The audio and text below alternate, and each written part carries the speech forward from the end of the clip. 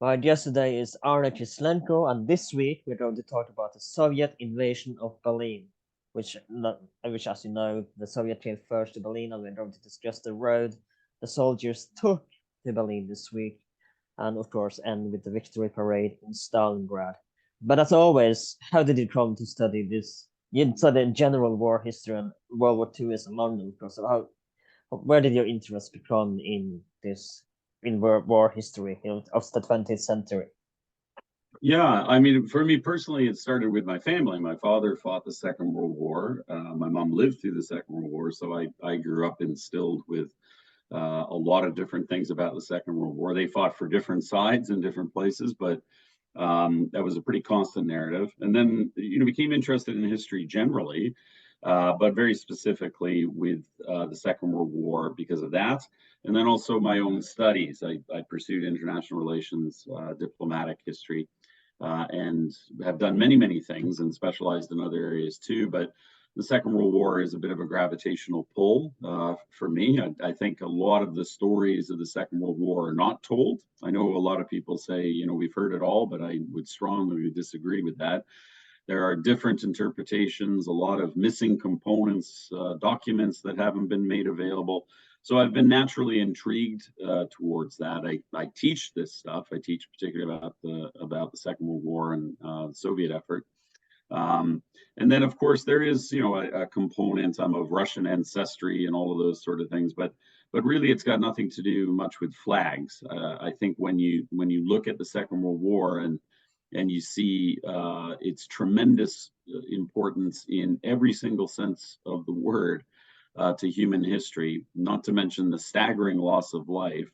One has to stop and pay particular attention. It's not to say other periods of history aren't important, but this one is extremely important. It's shaped the world in which we live in so many incalculable ways. And then last but not least, it is that dimension of suffering. When I first learned about the loss of life in the Soviet Union, I thought it was a mistake, right? I think like most of my undergraduate students, you think they must have said something wrong, right? I've got that wrong. And that is something that's still with us today. I guarantee you I could walk into almost any classroom, including my own, and ask people, how many people died in the Second World War, and they'd probably underestimate it. And that's particularly true when we look at the Soviet Union, right? The losses there. I was taught as an undergrad many, many years ago, something in the neighborhood of 10 to 15 million. And of course, now we've doubled that, right? So that to me has always been intriguing. As much as we do know about the Soviet war effort, there's so many things that we don't know.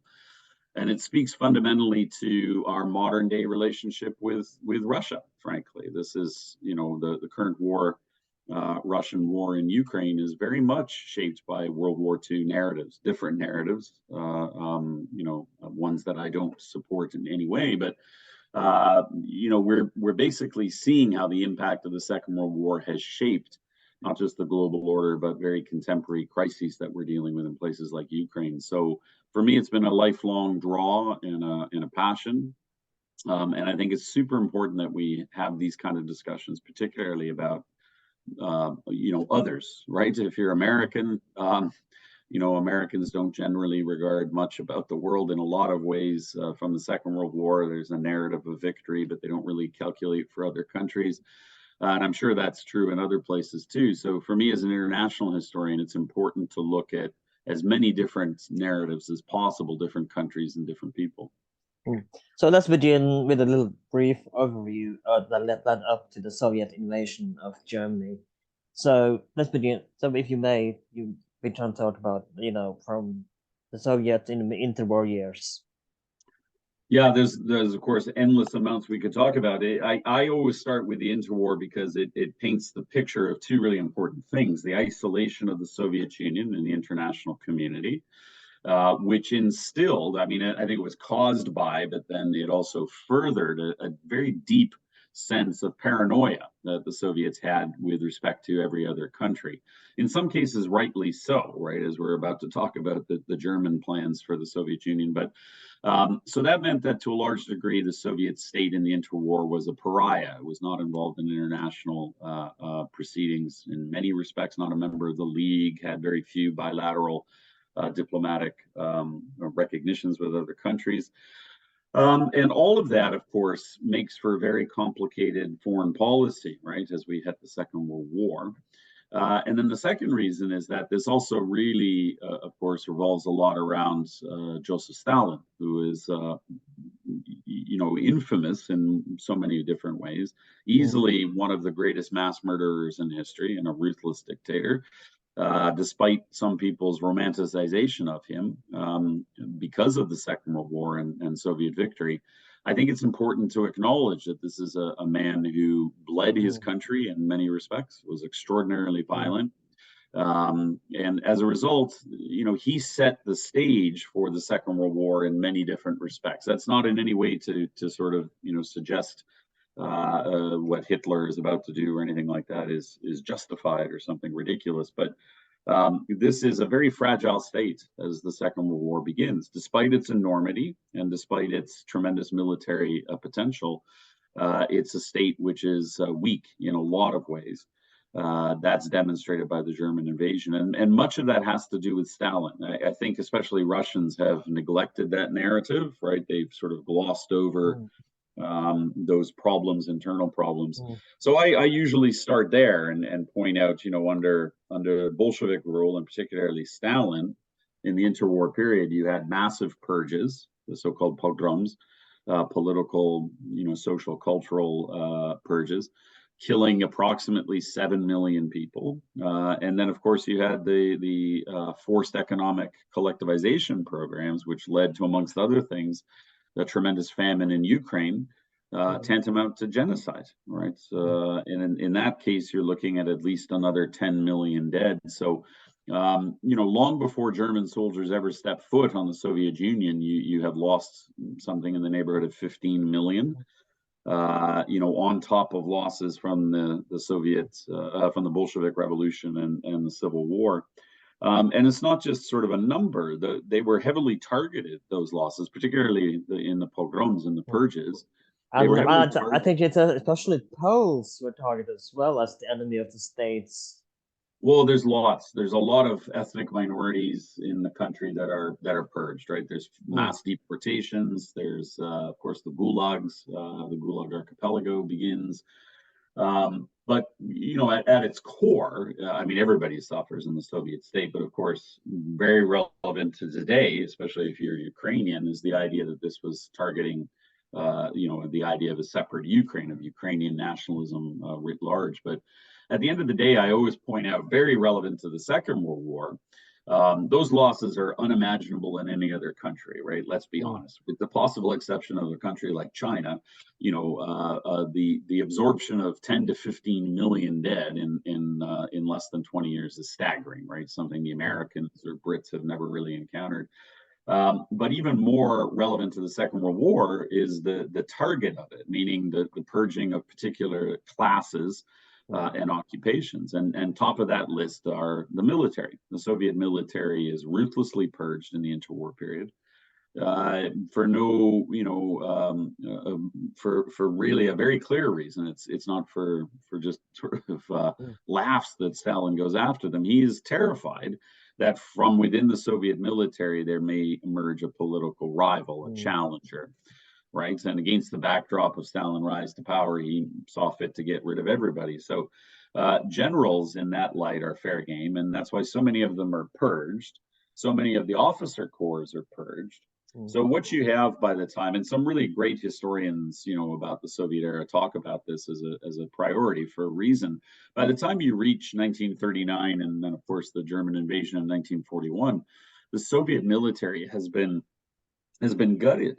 A lot of senior military men are no longer there. The officer corps, right? So as you go down that sort of system, the officer corps, for men responsible for, battalion level and company level kind of deployments, they are inexperienced. Many of them are reservists or have been called up for war. So, from a very practical sense, if you like, this has a long-term and dire effect on the Soviet state. So, the weakness of the Soviet Union that's evident to everybody in the first a couple of years of the war, for me, it really has its genesis in the interwar period. It's Stalin's fault, to put a key point on it. And of course, that's a huge failing. So yes, although he's going to emerge victorious and everything else at the end of the war, we can't gloss over the brutality of the regime in the interwar period, and the animosities that it naturally fed in some of the constituent republics, right, in the SSRs, Belarus and Ukraine in particular. That shouldn't surprise anybody that at least some Ukrainians welcomed the Nazis as liberators in 1941, right, when they come storming in. So I usually start there, and it's for those two reasons. It's international isolation; it has no friends and allies fundamentally, and it's quite weak from within. And even though it has great industrial potential and has built a modern, army to a large degree, it is not prepared in any way for what's about to come.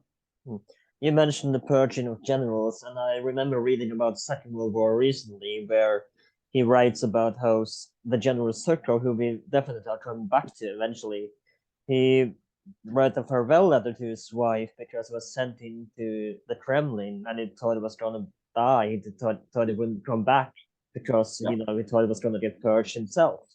Yeah, and that's a very real fear. I mean, my students usually laugh for some reason. I think it's nervous laughter when I talk about those things, because of course they can't imagine it living in a nice, democratic society like ours.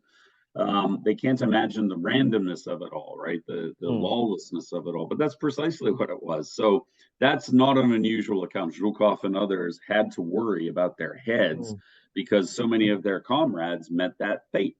Right, and that fear factor isn't just a sort of anecdote. I get really distressed when people say that. It has a functional effect. So I do a lot on intelligence.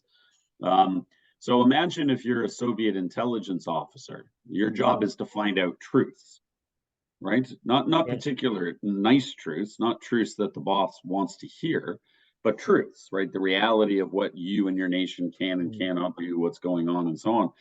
But in this system, especially with Stalin at the top, if you were to deliver news that was disagreeable to anybody in that chain of command, particularly the big boss in the Kremlin, your life is over. Flat out. So guess what happens, right? So, I teach a course on intelligence, and generally Soviet intelligence is quite capable from a technical vantage point. It's lacking in some respects, especially in communications intelligence, but it's well oiled. It's got some pretty smart people. Whether you like them or not is another issue. But it's fundamentally corrupt in sort of the same way that the Nazis will be fundamentally corrupt, because the boss doesn't want to hear your truths. So that's going to have a resounding effect on Soviet preparations for the war.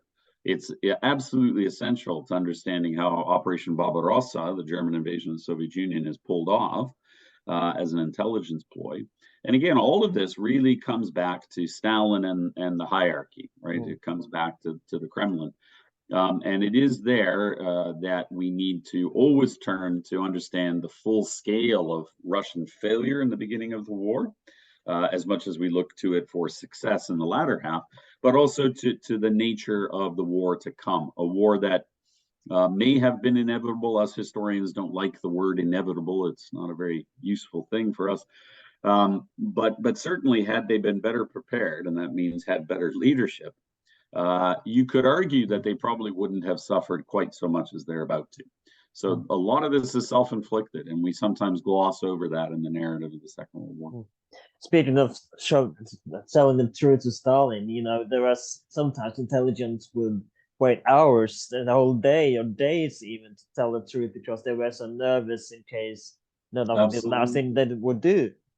Yeah, absolutely. And Stalin, we have documents, Stalin in his own hand dismissing intelligence report from, institutions that he relied upon, right? So the NKVD, political intelligence, GRU, military intelligence, some really fantastic intelligence networks and occupied in Europe and elsewhere, utterly disregards them. So, at the end of the day, when you're doing an analysis of this kind of nature, it's the same in any other country. You have to look at the leadership. You have to be able to look at the mechanics of the state to get that sort of full view. We do that with other countries.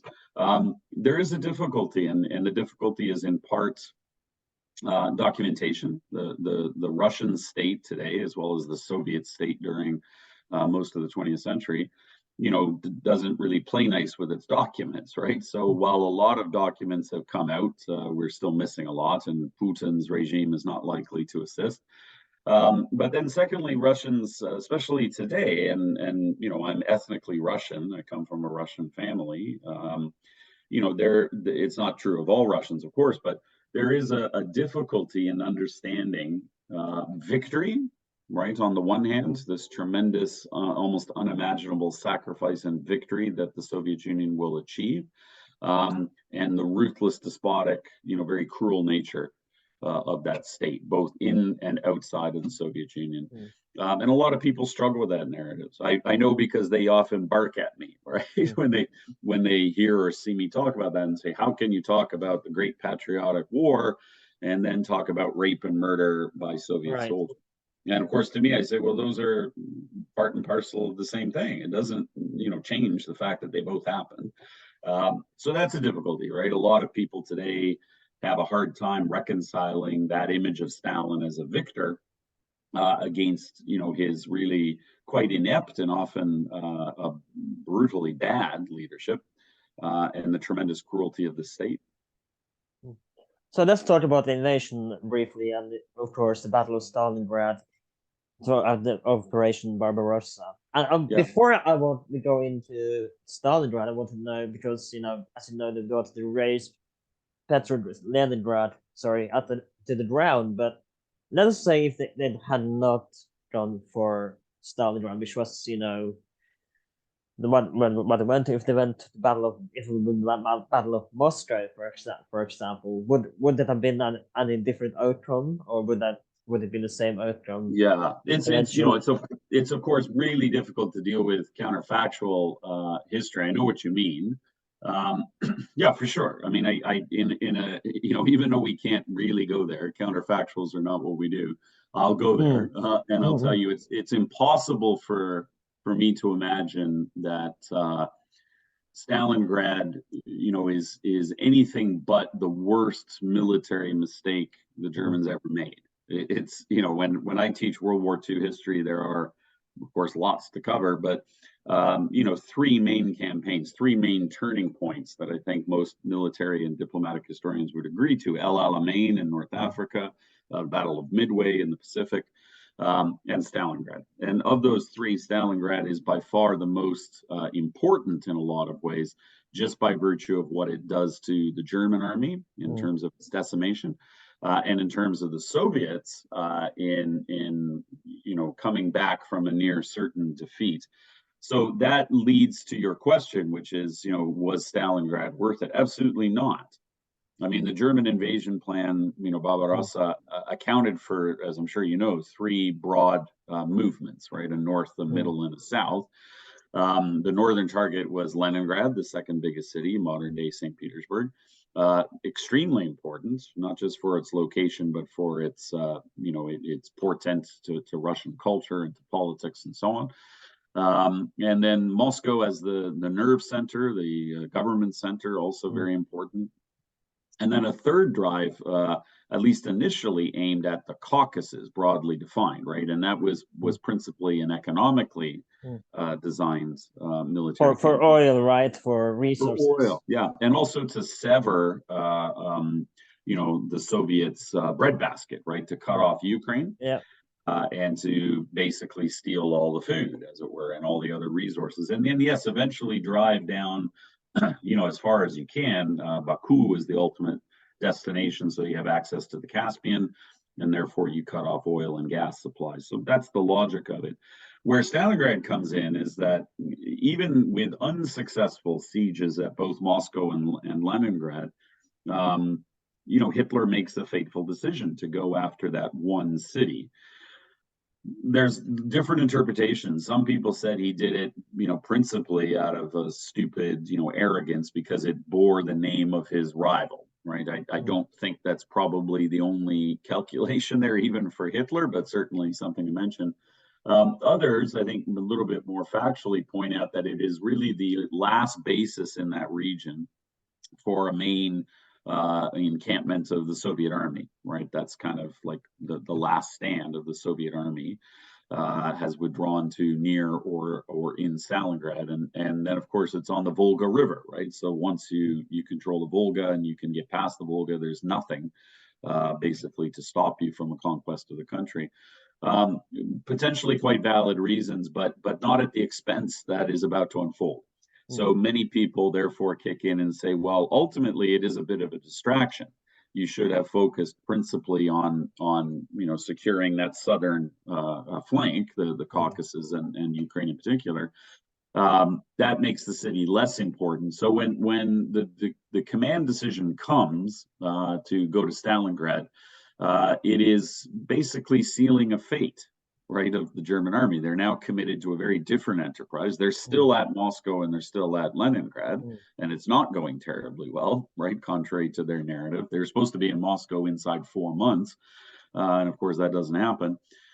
So in that sense, a lot of historians would say, well, that was a real distraction, and it becomes even worse when famously Hitler denies the German army the request to withdraw when things go Mm. really horribly, horribly wrong, and that's going to seal their fate with tremendous losses, right? So, over 300,000 are taken prisoner. This is a massive army. The greatest loss of life for the Germans occurs there, right? In terms of Mm. their forces and their depletion.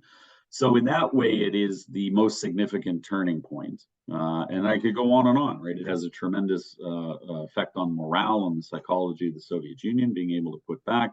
It speaks fundamentally to Stalin and communist narratives about the people's struggle, because the people struggled, right? This isn't just an army that defends Mm. Stalingrad, it's a hornet's nest of civilians. The city is, as I'm sure you know, the city is absolutely leveled. Mm. There's nothing worth fighting for. And again, that speaks to German callousness and arrogance. I know some military historians that would argue the biggest mistake the Germans made was not just trying to take the city, but by destroying the city, because they created perfect conditions for the resistance that follows, right? So a bunch Mm. of rubble from which you have snipers and sappers and street to street fighting, and that rendered German heavy equipment the big focus of the German armed forces was always its air force and its tank corps, Mm. and neither of those are terribly useful in Mm. Stalingrad because you've created this rat's nest. Mm. um, so from start to finish, this is a disaster of German military planning. And it is, again, Stalin aside, monstrous man that he was, the stand there serves exactly that purpose, Mm. albeit at the price of millions of dead, which is to have a resolute defense of a Soviet city, drain the German army, and then launch a massive counteroffensive. Mm. So, in the world of World War II, there's nothing really more important than Stalingrad, Mm. and the loss of life there is of course testament to that. Mm. And a horrible thing that this might be to say, Stalin was lucky that there were so many people living in the country that he could just send next wave after wave after wave to defend Yeah, yeah, Stalingrad, and in general, send soldiers to like cow for slaughter. Just send it absolutely. defend the city, and he was really lucky that there was so many people living. I don't know if that's Yeah, the right word for it, but that he basically had soldiers. They couldn't retreat as well, yeah, as you know, because if they yeah, would try to retreat, and sorry, I'm for doing another analogy here. I'm very soon. If they try to retreat, they would be shot, and this is what you see. yeah. Like, And I'm sorry again for doing an analogy. I do love doing analogies in this podcast. So this is what happened in Russia today as well. We discussed this in before the recording, that it's hard not to see the Third Reich in Russia today, because or Soviet Union in Russia today, because soldiers have been shot if they're trying to retreat in the battle of Ukraine that is going on right now, and it's crazy that it's still happening in It is. Yeah. 2023. Yeah. Yeah. I have a friend here who's a military man by nature and an expert on war, a very senior former commander. And he drew that out months ago that you would think that the Russians may have learned something from the Second World War in terms of strategic Mm, deployments or whatever else. But I get your parallel, and of course there are a lot of things that don't serve that analogy. But at its core, you're right. This is a, a commitment. It's a war of attrition like no other nation would or could fight, mm, right? That the Soviets are prepared to grind you down by way of expending their own lives, something that, of course, Americans and British and so on soldiers would never think of, right? That's the exact mm, opposite of military doctrine. But that speaks again to the nature of the system. It speaks to the mindset of Stalin, who could not possibly care less about individual lives, right? You know that he's famous for saying one death is yeah, a tragedy, a million is a statistic, yeah. which, whether it's true or not, is pretty much an epitaph for him. And in that light, the defense is something not even the Germans could have expected. So I always point out German intelligence, on the eve of Barbarossa, is not by any means great. They make a lot of mistakes. The principal unit that is responsible for it is famed for making miscalculations about the fighting spirit of the Russians and so on, the numbers and so on. But in I suppose fairness to them, they couldn't have possibly calculated for the willingness of the Soviets to Mm, spend so many lives in defense of anything, mm, right? So even if you think they're not human, if you mm, think they're Untermensch, it still doesn't calculate for how tenaciously this nation is prepared to fight. And you're right. What Stalin does is he finds a lot of reserves, and it's not accidental.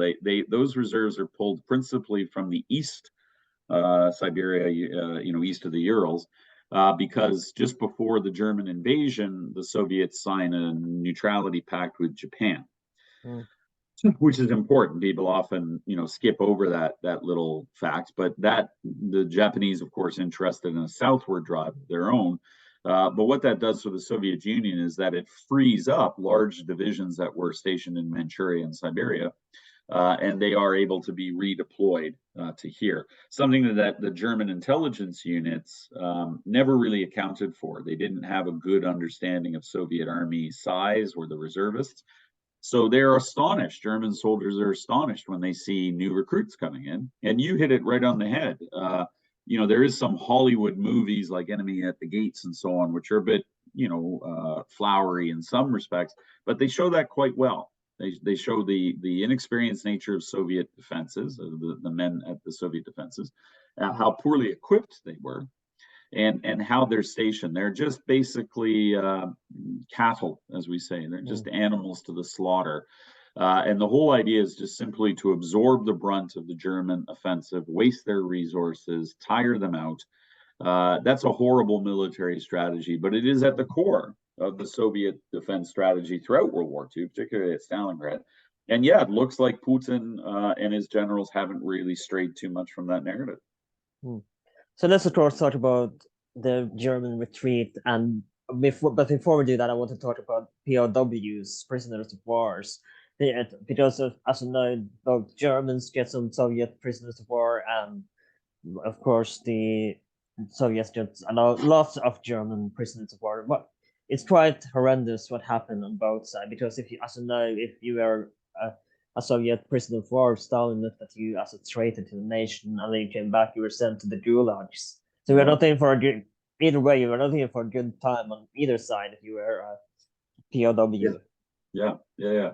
Absolutely. I mean, I think I never want to speak out of turn, but it is, if I'm not mistaken, the highest or one of the highest mortality rates in military calculations in the Second World War is to be a Soviet prisoner of Germany or a German prisoner of the Soviet Union. And it speaks fundamentally to the bloodlust between the two. This is a unique war. I always teach about, World War II in effect as separate wars, meaning that, how the Allies fight it, not that it's pleasant ever there either, Western Allies, Mm, but they're exposed to a very different kind of war. than the Soviet Union is. And that's going to be critical, right? This is ingrained in the Soviet mentality, even modern day Russia. This is a war of blood. This is a war of race. This is an existential war. So the brutality that is shown by first Germans to the Soviets is more than echoed by the Soviets to the Germans when the tides turn of war. And I think that speaks fundamentally to the nature of World War II there. If I'm not mistaken, in the first 2 weeks of the German invasion, there's already near a million dead and a million missing amongst the Red Army, which are losses that are, 5 times what the Americans lose in the entire course of the Second World War, right? So that's a little factoid that speaks again fundamentally to the nature of the war.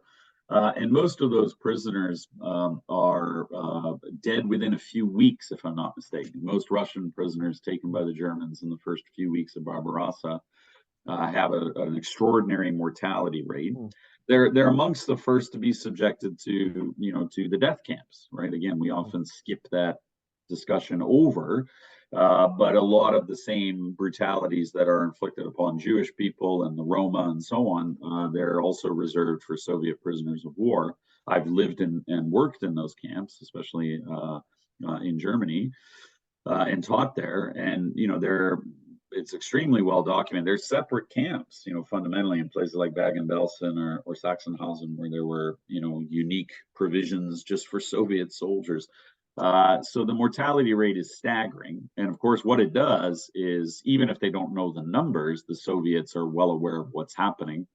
So they're going to unleash hell when the tides turn, and they're going to be equally as vicious. So if I'm not mistaken, I think it's like a 70%, casualty rates amongst prisoners of war if you're taken by the Russians at the end.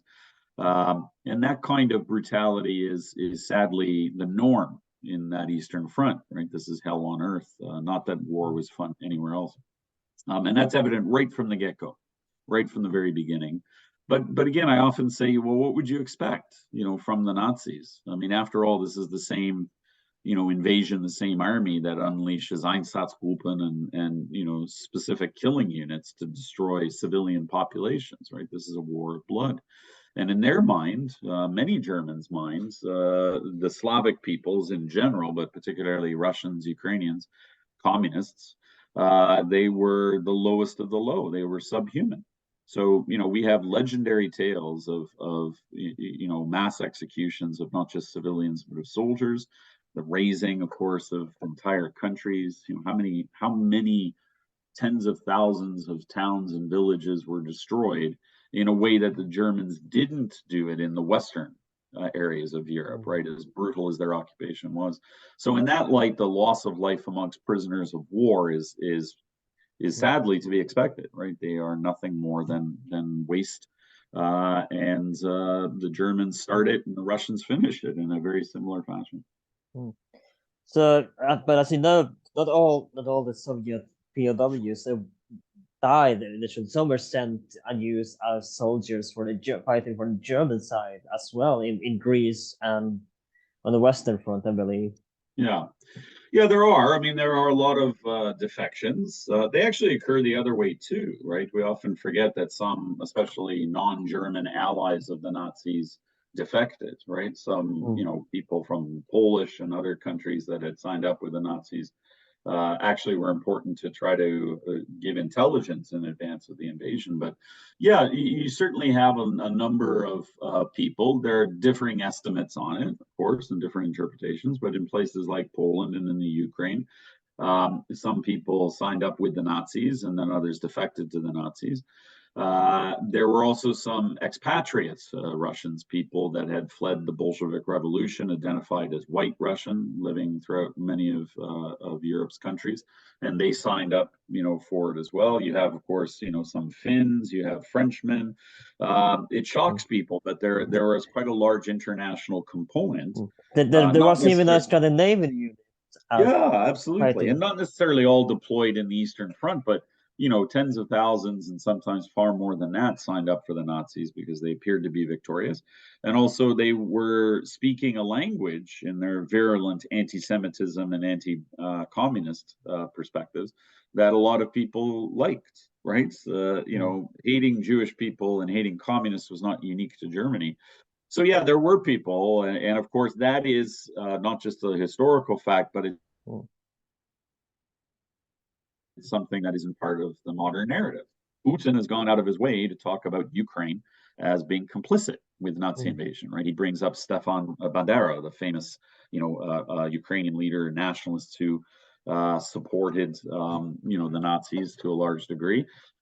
And that's why he gets away with these kind of comments that Ukraine is full of fascists and so on. Utter nonsense in the modern day, reality of it. But it has long lasting effect because Putin certainly remembers, and I think a lot of Russians do, whether they're right about it or not.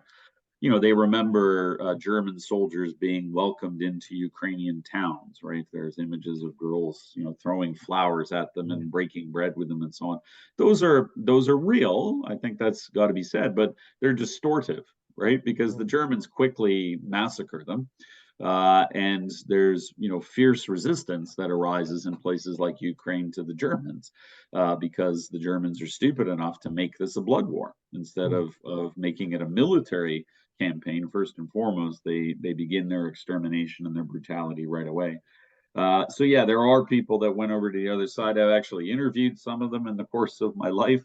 Many of them will tell you the same thing, that they didn't know what else to do, that they were simply trying to survive.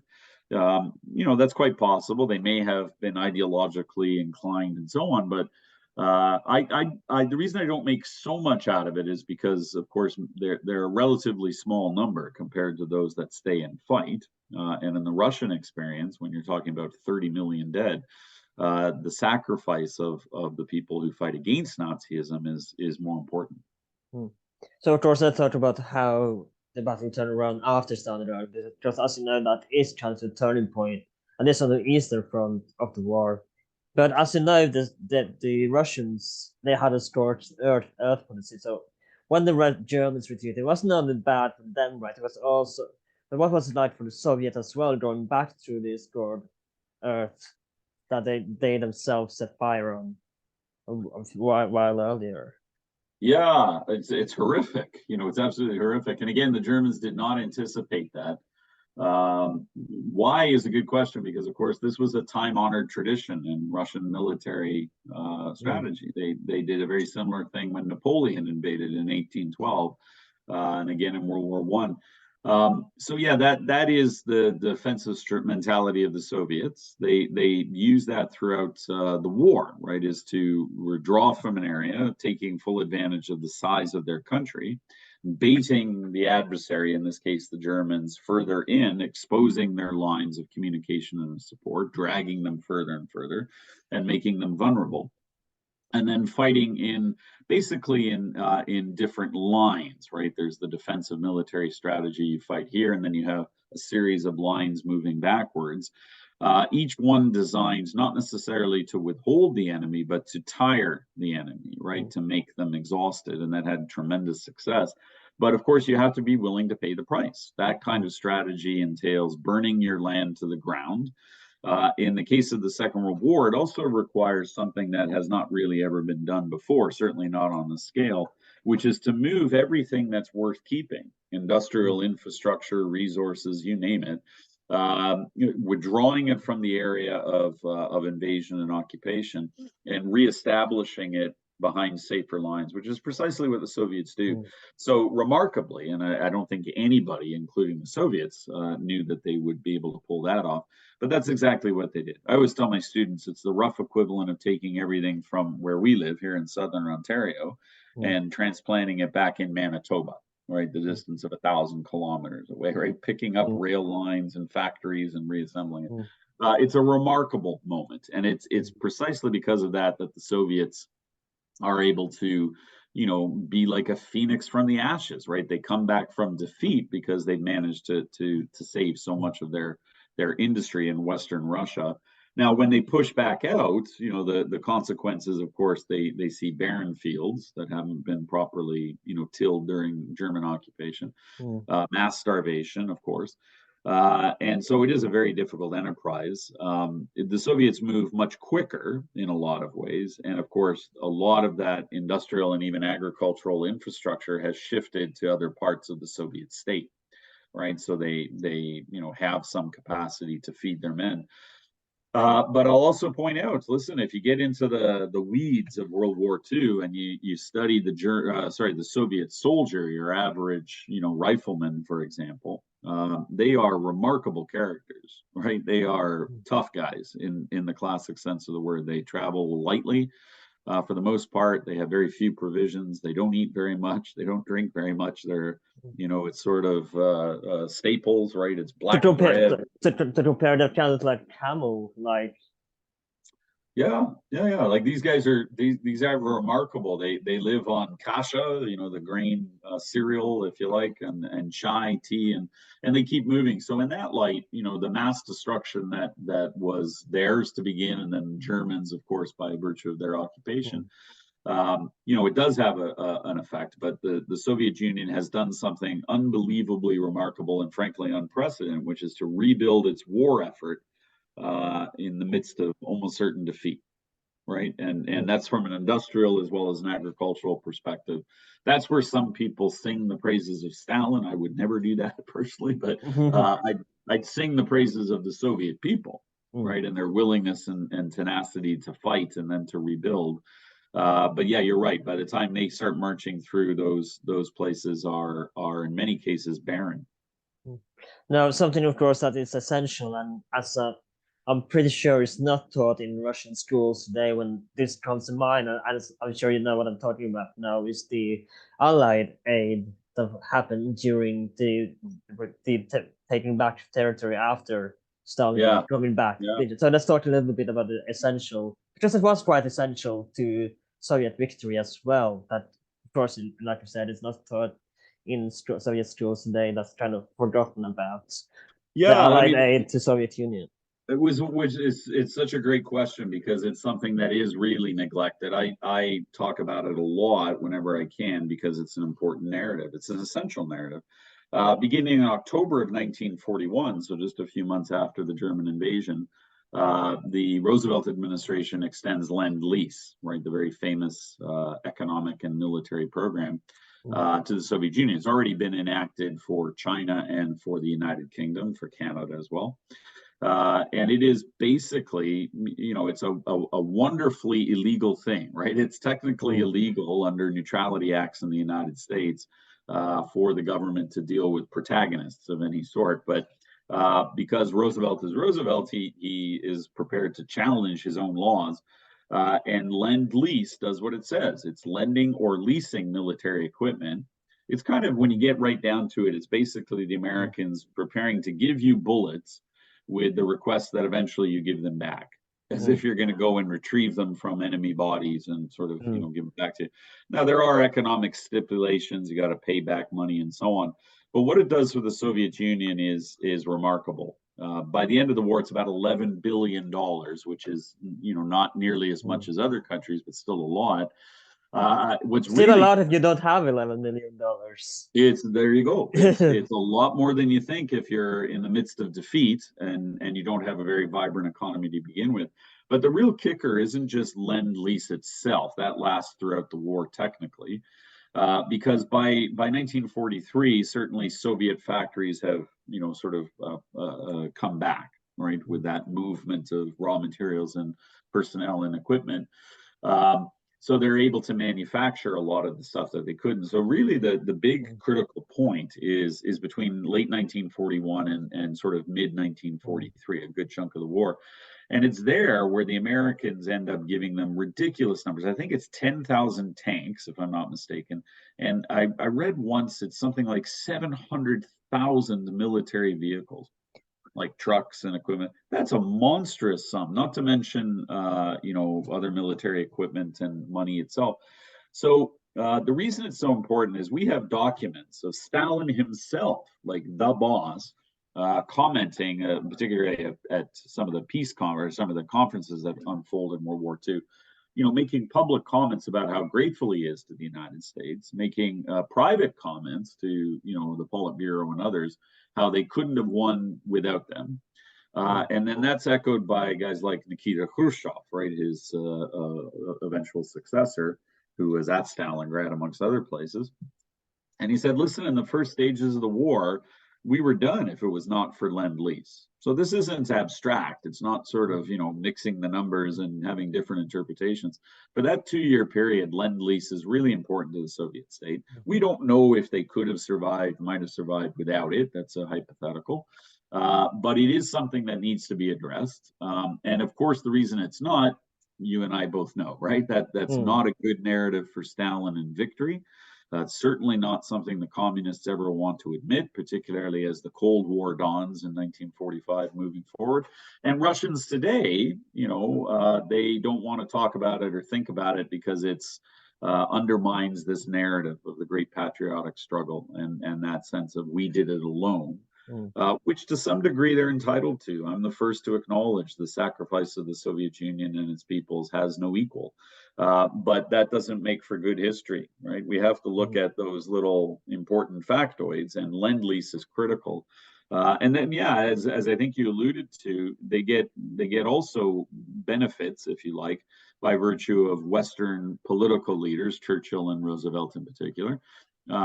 And the way the end of the war comes about, like there's a lot of devil in the details, right? As to how that war progresses and precisely where the war is going to end. Ultimately, what Roosevelt called spheres of influence, a very loose idea, is borne by the armies themselves, right? So it's all a question of how fast and how far your army can get. So in the absence of any sort of concrete plans or a possibility of something different, that favors the Soviets because, of course, the Soviets are, in a headlong rush to get as far and as fast as they can, including to Berlin and potentially beyond. And sometimes people say, well, that we can't prove that. We can prove that pretty easily. In 1945, Stalin met Averell Harriman, a famous American diplomat who spoke fluent Russian. And Harriman said to him, Comrade Stalin, congratulations on making it to Berlin. And without hesitation, Stalin said, Tsar Alexander made it to Paris.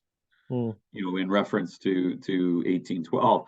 So I think there's little doubt that Stalin intended on getting as fast and as far as he can, in part for selfish reasons, gaining territory and ideological conformity and all that stuff, but also in the sense of making some sense of repayment to the Soviet Union, right? Their loss is so high, their costs so great that to him, there was a fundamental requirement to grab as much as possible at any cost, including, horrible damage inflicted upon Eastern Europe as the Soviets come.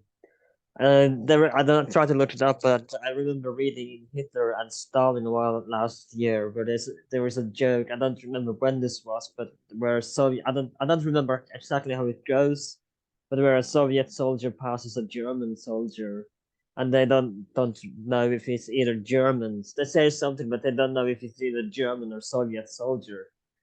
I learned that line. Yeah, but they're in effect the same, right? Is that what you're saying?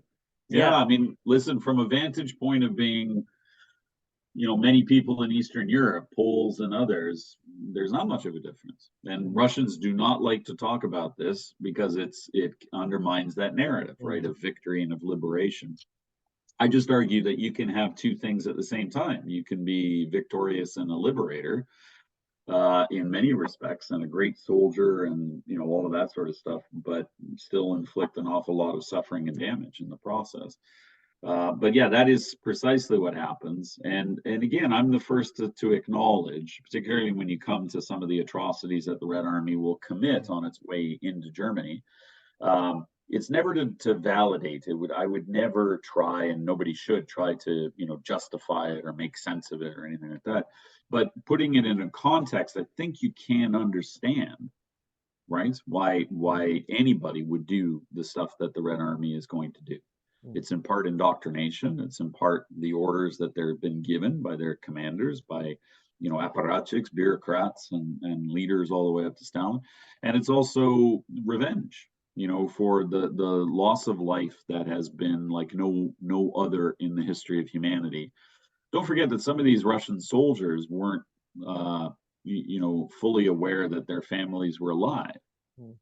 right? That they had witnessed, 1 in 4, I think, is the average, right? So, in a group of 4 men, one's dead every day. Um, that is again no justification for rape and murder and brutality, but Mm. I think any objective observer could see, in the chaos that is World War II, that is unfortunately a very natural and human response, right? And again, I would not justify it. I don't think anybody should, but we do need to explain to some degree the context in which it happened. We are of course going to come back to the rape and the atrocities committed by Soviet soldiers very soon, but I want to talk about the Soviet invasion of Poland right now. As, Yeah. as you know, the not Ludendorff, that was the first one, the Ribbentrop-Molotov line, as you know, well, in 1939 was established, but then later broken under Operation Yeah. Barbarossa. But Yeah. so let's talk about taking back not just the Ribbentrop line, but Poland as a whole. Yeah, well, Poland had always been, of course, problematic from the Soviet Mhm. perspective, right? Going way back into history, Mm. the whole idea of Poland as an agitator, right? Poland as a kingdom, the Lithuanian Mm. Polish kingdom had been trouble for Russia. And then, of course, in a much more modern incarnation, Poland was reconstituted in part out of the Russian Empire, right? The Mm. ancient kingdom of Poland as an independent state. So, that has the sort of backdrop for Stalin's decision to make a deal with Germany on the eve of World War II, the von Ribbentrop-Molotov Pact, Nazi-Soviet Pact. Um, and I always think it's important to point out the why part, right? There are Yeah. different motivations, but the Soviets engage in this principally to, yes, of course, gain territory and spread their ideology, but principally it's out of a mortal fear. That's what I mentioned to you earlier. This is a deeply insecure state. It's been invaded through the Western corridor repeatedly. And so for them, any amount of space between the West, broadly defined, and the Russian heartland is important. And that's the paradox of Russia. For the biggest country in the world, most of the vital stuff is very close to Europe, right? It's much closer than the rest. So it was a natural strategic design on their part. It was vicious, and it was also designed in part to buy time, right? We often forget that Stalin wasn't Mm. entirely stupid. He understood that a war with Germany was quite likely, but he wanted it on his terms. So I think most Soviet historians would agree that in addition to buying space, the von Ribbentrop-Molotov Pact was designed to buy time so that the Soviet army could rehabilitate, especially after the purges, right, which we talked about earlier, Mm. retrain, reformulate the army, get it ready for action. I think there's little debate today that Stalin had invasion plans for Germany. It's just that the Germans beat him to it, right? So Mm. this both sides kind of anticipated the war, and in that light, Poland became the natural dividing place. Neither Germany or Russia respected or acknowledged Polish independence. So, of course, as you know, that line was supposed to be roughly in half, but just after the German invasion, September 1st, 1939. The Soviets will invade September 17th. So 2 weeks later, they come in from the east, which is an absolute atrocity, a brutal act in so many ways, a betrayal of, Poland and the Soviet Union had fought a border war in the early 1920s. They didn't like each other. But there was still this sense of a Slavic camaraderie or whatever for some people. And of course, many Poles, when the Germans invaded, went east, right? Thinking that they might get some sort of, respite or aid from the Soviet Union, only to be confronted with a Soviet invasion. And then, although the line changes, right, the central government of Poland becomes, German controlled. That's because the Germans and the Soviets make deals as the Mm. invasion unfolds. So the Soviets take, for example, Lithuania as part of their, prizes from the war. They invade Finland, as you know, and then the Germans take more of Poland. But the reason it's so important is because Stalin's approach is made very clear. We don't have to wait until 1944-45 when the Soviet army is advancing in Poland to know what they're going to do. We see it right away in 1940. And most famously, as I'm sure you're well aware of, is Katyn, right? The massacre of thousands of Polish officers, originally blamed on the Nazis, but proved forensically, as well as through documents many years later, to be the act of the NKVD and Russian military. So, so much for your Slavic brotherhood, right? The Russians have no intention of allowing for an independent Poland. As early as 1939, they don't need to wait. And that does speak volumes about their approach come later in the war. So that approach later in the war is itself a monstrous example. It is debated. I gather you're referring to, in particular, the siege of Warsaw. Yeah. As they push across the border. It is debated, right? So I wouldn't be a very good historian if I sort of gave you one narrative only. Some non-Russian historians have argued that the Russians didn't launch an assault to save the Polish home army operating in Warsaw, or of course Jewish people in the infamous ghetto when they rise up, in advance of the Red Army coming. And the reason that they didn't do it is, in a conventional narrative, it's because Stalin wanted to exhaust Polish independence, wanted to have as many Poles killed as possible before his own army came in with the intention of occupying it ruthlessly. That's always an equation, right? We are talking about Stalin. So, right off of the bat, it's very likely that Stalin had no respect and regard for those people, couldn't care. Why would he? He spent millions of his own soldiers fighting this war. It's not like all of a sudden he's going to care about, Polish Jews or the home army. So that is in part true, but there is another narrative, and some military historians would argue it made sense to not invade Warsaw, to not attack Warsaw, at least not initially. And the sense for that is that there was the Red Army was still exposed to a reasonably capable German army in Pomerania in the north, right to the north of Warsaw, in German and Polish territory, and that it needed to consolidate before it could move forward, right? And that was actually the advice of Chukov and others, who said, we got to wait. We're going to expose ourselves if we don't. And those same historians would bring up that there were relief attempts. There were a couple of, albeit small scale, advances by the Red Army during that 6-month, hiatus or waiting period, and also air relief. Right, they tried to drop supplies and so on. So, personally, I think the first is likely truer. Right, I can't imagine that Stalin really cared at all about Polish citizens or the defense of Warsaw. I think Soviet intelligence made it clear that the German defenses there were stronger than anticipated. So from a Russian perspective, it made sense to wait it out.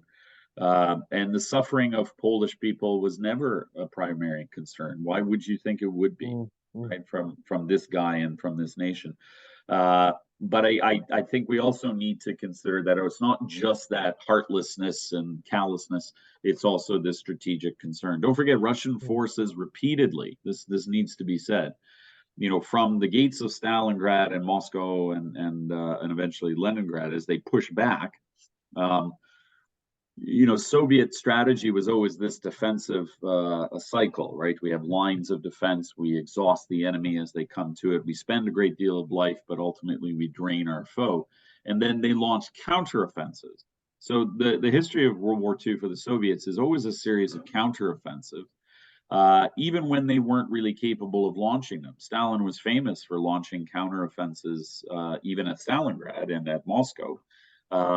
With small numbers, relatively small numbers, right? And that was designed to catch the enemy off guard, keep them, at bay. So by the time you reach Warsaw, the principal commanders, Kornev, who leads the Ukrainian front, and Zhukov in command of the Belarusian front, the two major armies of the Soviet Red Army. If I may interrupt you for a second, I think it's also worth mentioning. I believe it was Warsaw that the Nazis burned to the ground before retreating. Yeah, of course. So, from their perspectives, and again, I'm not apologizing, I'm not justifying anything, but their first job is to think about their victory, right? They are in a race to Berlin, ordered by the boss, Mm, and at the end of a tremendous period of suffering for their people, they are not stopping to consider individual countries or the lives of foreigners. That's just mm, not their top priority. But they are concerned about overexposing themselves. So even with their huge numbers, right, by this point, I think it's what, 7 million in under gun, like 7 million Russian soldiers in the Red Army that are actual fighting, with reservists that will eventually pump it up to nearly 12 million, the biggest army the world has ever seen. mm, But there's still dangers of setbacks, and that's because the history until that date in the Second World War was precisely that. The Soviets advanced, but then would get pushed back, right? mm, Kursk is a good example, right? The famous tank battle at Kursk, which is ultimately a Soviet victory. In the initial parts, it's a German counteroffensive, and then the Russians launch an attack and they get beat. They lost 600,000 men in counteroffensives in that area. So, if you reach Warsaw, you're pretty excited about the potential for victory. You're almost certain it's at hand, but you still don't want to expose your soldiers. mm, So that has to at least come into the narrative, even though I, having said all that, would concede that it was very likely more the case of Stalin wanting to exhaust any resistance in mm. Poland, right? A country which he despised at the end of the day, and which he saw as absolutely integral to the long-term security of the Soviet state. Mm. So something that I feel is kind of overlooked, but is starting to get more attention now. I think with the recent Bloodlands by Timothy Snyder and of course the Iron Curtain, they are mentioned quite a lot. And I think what I'm referring to right now is the partisan group, Armia Krajova. So let's talk about them a little bit under German occupation before we move in to the way they were treated by Soviet soldiers Yeah, I during the mean, invasion. yeah, part of I teach a fair amount about partisans, in part out of interest, and partisans generally in the whole narrative of the Second World War. They're often undersung, right? The impact and importance of partisan Mm, movements everywhere. They're very different, as you know, right? I mean, there's so many different partisan groups, different sizes, shapes, different ideologies, and so mm, on. Resistance in Poland throughout the war was really quite extraordinary. It was responsible for a great deal of important intelligence information that fed the West, intelligence about German military and industrial plans, particularly heavy water, mm, development of atomic bomb, that kind of stuff. And also really important because pound for pound, Poland suffers more than any country in the Second World War in terms of the loss of life, right? I think it's 1 in 3 Poles, which is even higher than in the Soviet Union, which is monstrous. So you can't begin a discussion about the Home Army or about any resistance, Jewish resistance too, without this idea of heroism, mm, right? And I know people get uncomfortable with that because then you're down this rabbit hole of, was everybody nice, and were they all in agreement with ideas that we share today? That's not really the domain of a historian in so many different ways. So, what we really have to go down to is that this was a home army that was under ruthless occupation mm, from 1939, from the very beginning to the war to the very end of the war. And that so many Poles, Gentiles as much as Jews, had perished. Yes, this is the scene of extermination camps, and it is the scene of the highest proportion of Jewish loss of life, and those things are, incredibly important, should never be forgotten. It's just, there's no but either. It's just that also we want to point out that the ruthlessness of German occupation extended beyond Jewishness. They were mm, ruthless towards Gentiles as well. mm, Maybe less so in the sense of extermination and the ghettos and so on. Uh, but that narrative is important because it does speak to Poland today, and it speaks mm, to a lot of Poles. I know an awful lot of Polish, people here in Canada and elsewhere, and they do feel that that's a neglected narrative, right, in mm. World War II, and understandably because they were brutalized by the Nazis in so many ways, forced labor, executions, of course, uh, and yet still found the ability, the resolve to fight. in absolutely unimaginable conditions. I couldn't imagine being a member of a partisan group anywhere, frankly. I don't know that Mm. I'd have the courage to operate as one. Right. But particularly in places like besieged, occupied Poland, where German, bureaucracy was absolute. They had ruthless efficiency in almost every single Polish city and town. So, in that light, the Home Army is really remarkable. It really is, and its tenacity to fight. And then, yes, of course, it should feel betrayed because it was betrayed. I mean, Mm. there's no two ways about it. Even if you want to justify why the Russians don't come into Warsaw faster than they do, um, the reality is that they had this expectation, right? Knowing the Red Army would come, that at least they beat the Nazis, and of course, they are bled to death in places like Warsaw and elsewhere. But and it's no consolation, absolutely. But that doesn't necessarily negate the importance that they had throughout the war. They kept the Germans at bay in a lot of places. The very fact that they're able to operate in Warsaw, as late as 1944 is really extraordinary, Mm. right? That you think about the ruthless brutality and efficiency of the Nazis, and here in the capital city of Poland, they still didn't have full control. That is a testament. That's a feather in the cap to the Home Army. Mm. When it comes to the Russians, they didn't know it, of course. The Home Army couldn't have known it, but the Russians had already demonstrated, the Soviet army had already demonstrated its own ruthlessness to partisans. It had Mm. formally liquidated large numbers of partisans in Ukraine and Belarus who fought I think against. it's also worth mentioning it wasn't quite legal to be a partisan group either. Well, that's right. Yeah, yeah, yeah. Even if they were endorsed or, to some degree authorized by the Red Army, as was the case in Ukraine and Belarus, they became likely enemies, right? So if I'm the Red Army marching into town, the last thing I'm really want to do is to have to deal with 20, 30,000 members of a Ukrainian independence movement, Mm. who calls itself partisans and got rid of the Nazis, but could very easily turn its guns on me. So in that case, Stalin made it abundantly clear we're not all partisans, but how most partisans were to be treated, Mm. right? They were tolerated by the Red Army. There are some, legendary cases of them operating alongside the Red Army in places like Belarus and Ukraine. But when it comes to Poland, that's a different calculation. These are not Russians. They're not Soviet citizens. And of course, they're members of a nation which was fundamentally hostile to the Soviet Union. So Stalin could care less about them, Mm. and their fate to a large degree is sealed. But last but not least, we also have to point out, as many Poles do, that this is a betrayal not just from the Russian side, but also from the Western Allied side. Mm.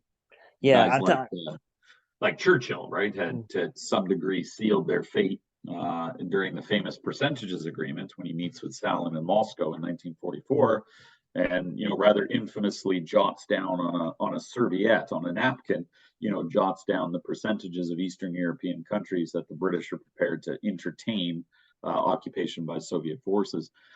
So that is a betrayal of the free Poles, right? This London Poles, as they're called, the Free Polish movement operating in London, who wanted to come back as the legitimate government of that state.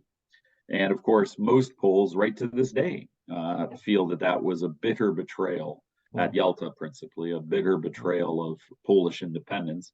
And there's a great argument for that, right? I think there's little doubt. I think it's fair to say, as you know, after World War II, Hitler's talked a lot about the stab in the back of logic, but I think if it's fair to say that anyone by any war has been truly stabbed in the back, it's Yeah, Poland. absolutely, I think absolutely. they're one of those who can barely say that they've been stabbed in the back.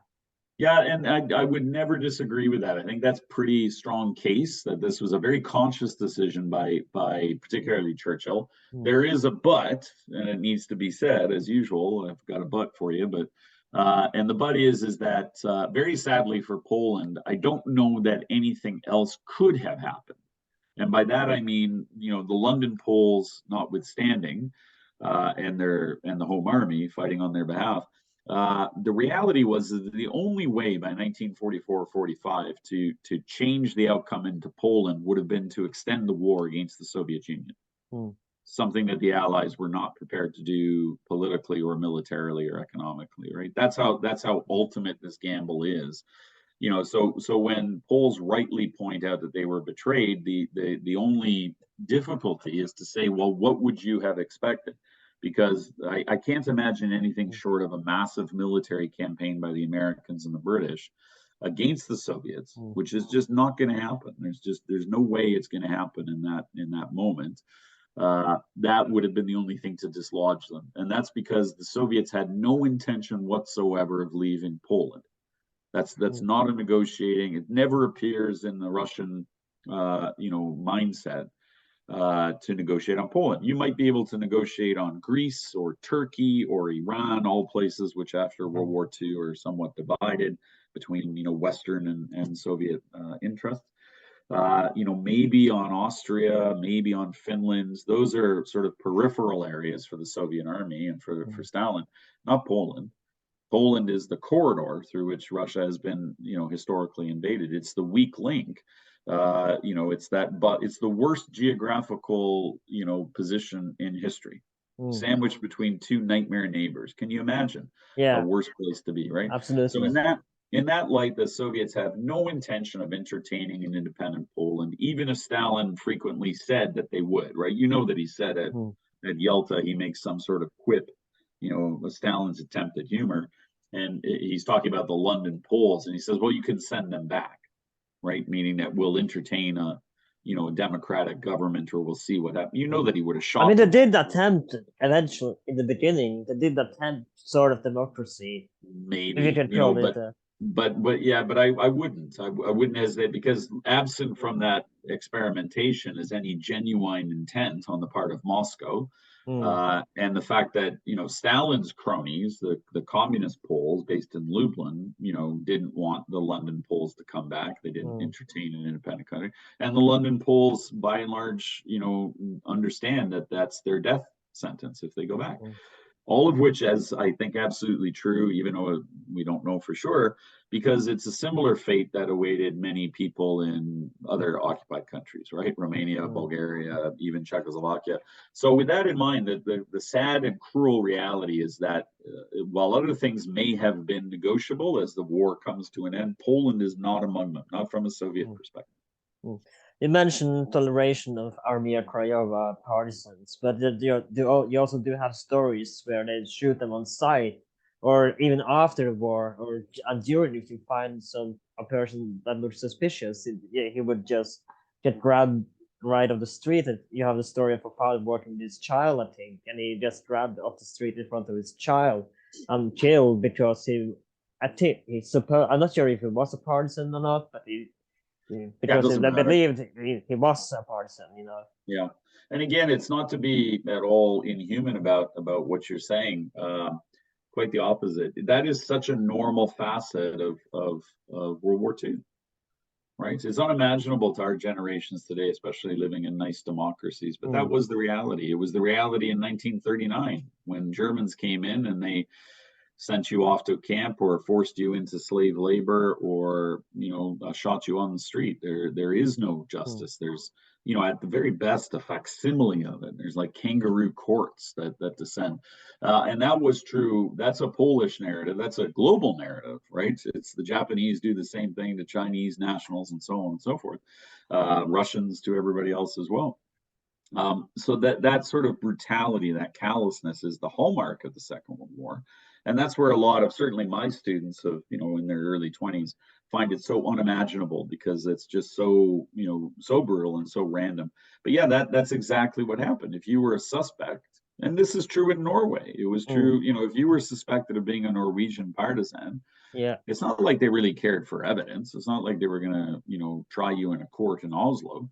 They're going to, at very least, they're going to harass you, torture you, beat you for confession, and then kill you, right? Like that's the modus operandi of German intelligence, the Gestapo, Geheimstaatspolizei, and the Schutzstaffel, and any number one of these horrendous agencies.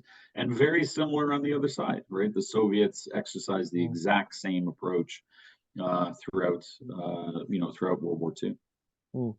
So we mentioned it little bit earlier, but we have to take some time to talk about the mass atrocities committed by Soviet troops, and not just the looting, but also the mass rape, because some women were mass gang raped by soldiers, though it was illegal. They were as horrible as it was tolerated by you. You could be at worst jailed for a few days if you were caught. But Yeah. but it was mass rapes going on the invasion by the Soviet soldiers. Yeah, yeah, absolutely. And again, these are unspeakable crimes, but we need to speak about them because they're a complete narrative. They at least help complete our narratives of the Second World War. Um, and you hit it on the head, right? The Soviets view these. I mean, legally speaking, you weren't supposed to do that. There were edicts from military commanders that said don't do that, but they were not at all enforced. And frankly, they were few and far between relative to what the Soviet Army was doing in terms of its advance.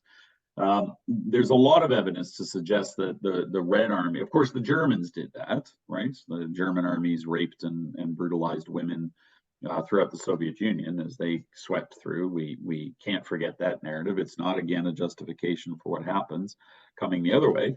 But that was burned into the Soviet mentality, right? That these, monsters had murdered millions of our people, raped and brutalized others.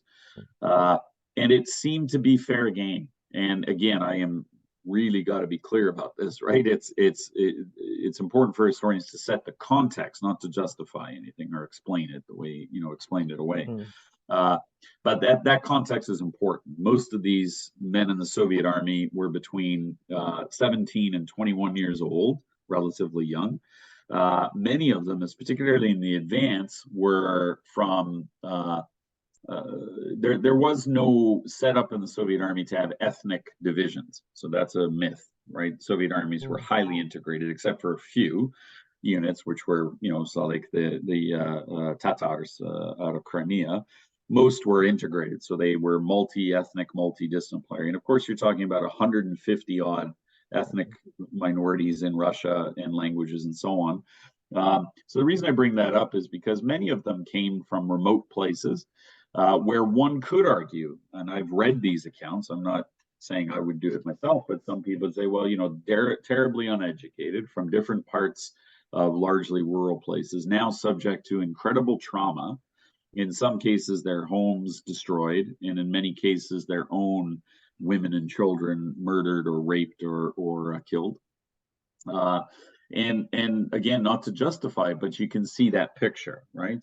As they move forward of revenge, absolutely.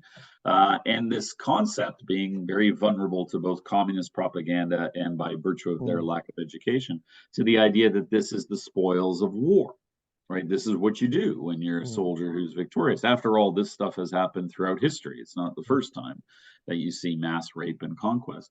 So in the same way that they, pillaged and stole things, they also see rape as a kind of extension of that. And of course, that is fundamentally brutal and wrong on so many different levels. But commanders are not prepared to dissuade from that. The commanders shared a lot of convictions. The Soviet army, was very close in a lot of ways. Commanders who fought were revered by their boys. They're actually called dad, right? So the Russian word translates into dad or father. So if your commander's not telling you, to stop, then you think it's part and parcel. And as a lot of psychologists would weigh in, most of the Russian atrocities are driven not by sexual desire, but by violence, right? These are crimes of violence, as rape always is. And it's in that sense a kind of revenge factor. There are excellent accounts of what the Soviets do when they reach Germany in particular. And as I'm sure you know, there's an estimated, reported, or documented to some degree, approximately 2 million rapes, which is staggering, just on the approach to Berlin. So you could probably double or triple that in terms of all the lack of evidence or testimony or recount that we have. And that's why, one of my favorite books of all time is A Woman in Berlin, right, written by Anonymous. which is just a horrific and harrowing account of a woman, a journalist in Berlin. Now we assume that's her Mm, identity; it's still contested. Uh, and it's a very curious narrative to show how the Russians did it, what their sort of the politics, there was a politic to it in terms of how German women tried to survive.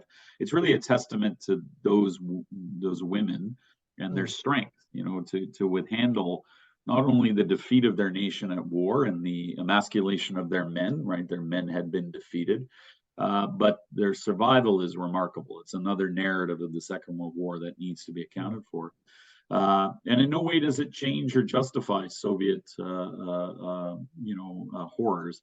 But yeah, approximately 2 million women there. I would hazard a guess that millions more on the path, including Ukrainians and Poles and others. This is a huge army that has suffered tremendously and is defending a nation which has bled very nearly to death. So there's no restraint. Even Stalin famously quipped, right? That was he, I think it's his only comment on mm. rape in the war, where he says, "You actually expect me to stop them from having their fun," Yeah, something of I that, was I right? was trying to add that. Yeah. Yeah. So I mean, this is not. It's just not a priority. And again, that's not my interpretation, but from a military and political perspective, why on earth would Stalin care about what a Mm, few soldiers do after what they faced and what mm, they're intending to do? And of course, that's just another horribly callous and inhuman dimension of the Second World War. mm. And of course, the age, if your age didn't even matter, if all elderly women were raped, as Did not. well as the teenagers, underage girls, I'm sure, and Yeah. Yeah. it didn't matter the age. If you were a communist wife, it No, didn't and matter. not at all. And that's where again a lot of experts, I'm no psychologist for certain, but a lot of them would say, well, that was the sort of another illustration of how these were acts of violence and also of desperation, in many cases of frustration. It's not to legitimize the perpetrator under any circumstances. As I said, a woman in Berlin does a really artful job of describing how a lot of German women, there was a politic to it, right? They would go for commanders if they were Mm, gonna, have to be in these situations, if they were gonna get raped. Many of them tried to get commanders who were generally more powerful and would stop mass rape from happening. So they would be raped by mm, one man as opposed to dozens. mm, There were horrific accounts of a lot of German and other women scarring themselves to try to look, less attractive, if you like. I mm, suppose that's calculation. But at the end of the day, this is an army which is unstoppable in more than just the military means. There is nothing to prevent them mm, from these kind of atrocities. Russians are innately uncomfortable with these conversations. I know I've been barked at by many people who say you can't talk about that, as we're narrating the Great Patriotic War. And I mm, say that's nonsense. What kind of a historian would I or anybody be if they sort of didn't tell you? That's like saying, the Russians win World War II, and I'm not going to tell you about their occupation of Eastern Europe for the mm, next 4 decades, right? mm, It's illogical. So I think yes, this is a great narrative of Russian victory, Soviet victory, Soviet sacrifice, and so on. But it is absolutely imperative to account for their brutality, and it's not just the rape of women. There's enslavement mm, of people. There, the concentration camps that are liberated. Some of them are put into service immediately for the NKVD. And in many cases, the prisoners who were there under the Nazis remain prisoners under the Soviets.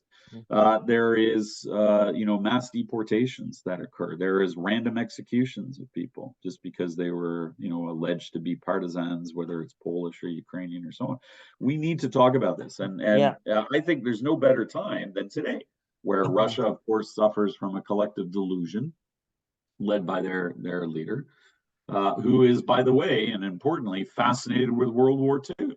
We shouldn't forget that. Putin, I remember a few years ago doing some media when Putin gave this ridiculously long and bizarre speech about how Poland started the Second World War. mm, And now, of course, in retrospect, you can see how driven this man is by these narratives. of how, Eastern Europe has betrayed him, or the historical identity of Ukraine and Poland are questionable, and so on.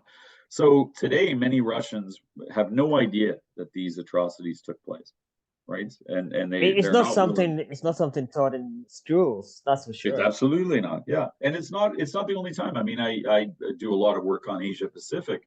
It's the same in Japan. A lot of Japanese refuse to acknowledge what their army did in terms of atrocities, massive Mm. atrocities, millions of people in China and Southeast And one Asia. thing that comes close is the rape of Nanking, of course. There you go. Yeah. Or the so-called comfort women, right? Forced Yeah. sexual slaves. Those narratives are not at all addressed in modern Japan.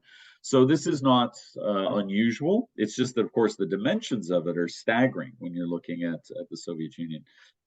And that is illustrative of the kind of occupation that the Soviets intend to deploy throughout Eastern Europe, which is precisely what happens at the end of the war. Mm.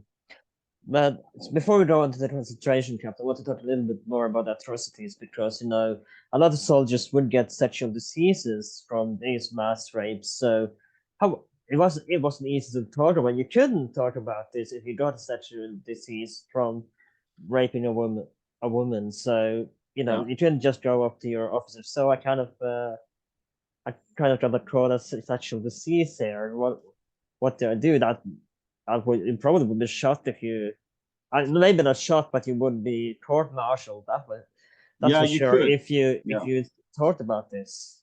So you often didn't talk about it, or in the case of, again, I'm no expert on everything to do with the Soviet military, but my understanding is that in a lot of cases you kept it as quiet as possible, meaning Mm, inter-unit. The Soviets had medics, of course. They were notoriously bad and rudimentary, right? Because it wasn't their mm, priority to save wounded soldiers. So you kind of dealt with it as best you could, and hopefully your commander, where there was some real bonds in most units, there was a real bond to a frontline commander. Your commander would allow you to get medical treatment, or he would not want to know exactly what it was, right? They would sort of look the proverbial mm. other way, because frankly, everybody would be executed, right? The Yeah. nature of sexual conduct or misconduct during war is such that you'd have a hard time keeping your army together, right? But yeah, officially you could. I think there were statutes that you could get summarily executed. But most of the time, the NKVD, that commissars of the Mm, NKVD were attached to most military units. So you had, your buddies, your soldiers in the field, largely just regular people, and then depending on the size of the unit, there would be a commissar attached to it, and that was a political officer who was designed to patrol you guys, right, to make sure that you're loyal to Stalin and espousing communist rhetoric and so on. uh, that's a really important part of the Soviet military. What's curious is that in many accounts, and there are quite a few of them, uh, those commissars were isolated, right? The camaraderie of men mm, fighting in the field was quite high. So, a lot of times edicts, even about political speech, for example, were widely ignored by commanders. And if you think about it, it kind of makes sense, right? Like I'm probably going to die tomorrow anyways. So why am I going to give my men a hard time? mm. That's what a lot of commanders defied Stalin's orders, right? From the beginning of the war onwards, you just try to not make it too often the case. But I think when it comes to things like health, and even on occasion, political speech, like I said, some military commanders would intervene. They weren't always on side with the apparatchiks or the bureaucrats or the commissars in the field. So I think most of the men who contracted diseases, were treated as best as possible, or waited until the end of the war. Frankly, endured whatever ailment they had, gonorrhea, syphilis, or whatever, as long as they could.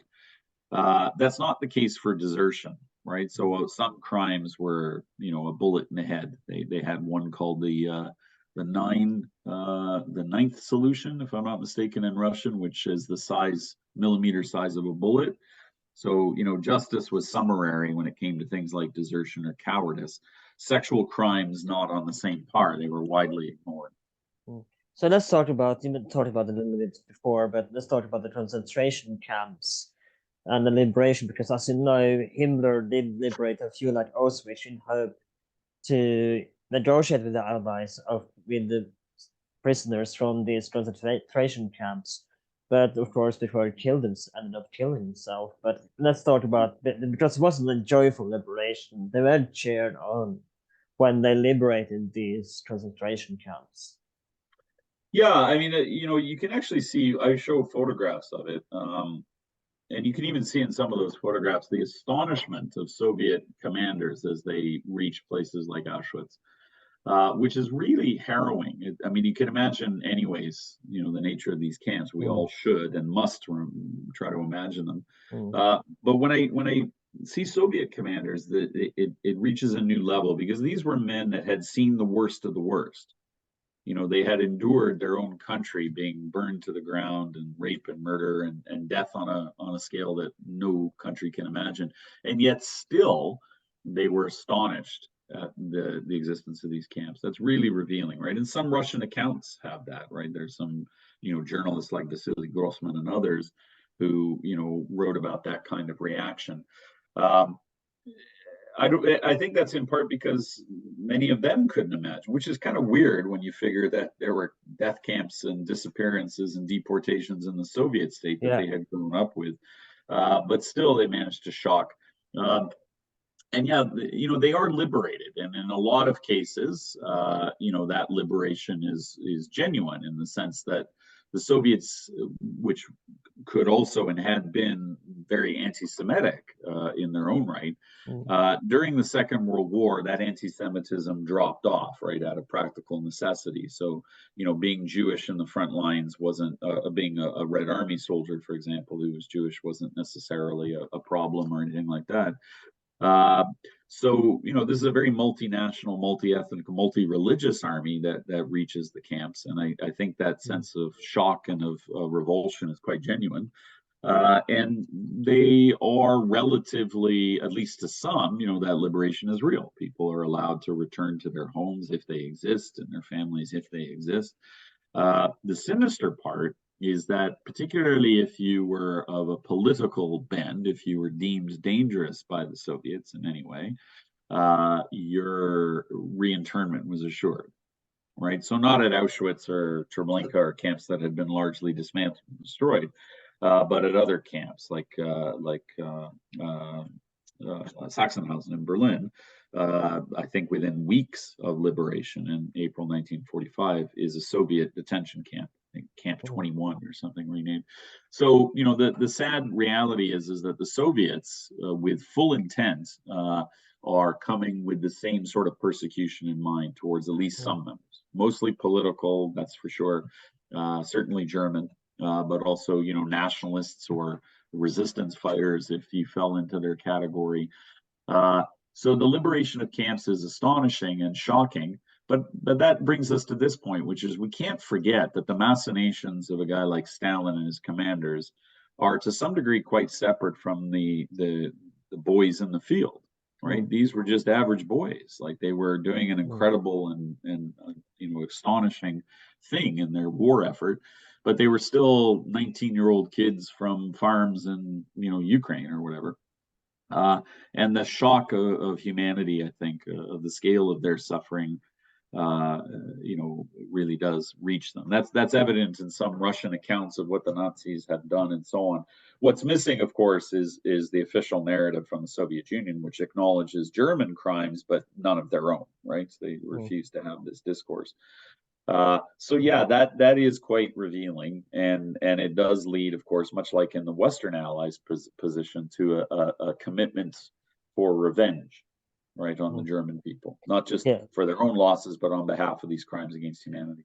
And something we haven't discussed so far is that when the soldiers entered beyond Poland, we're going to draw on the other side a little bit, but I want to discuss this first.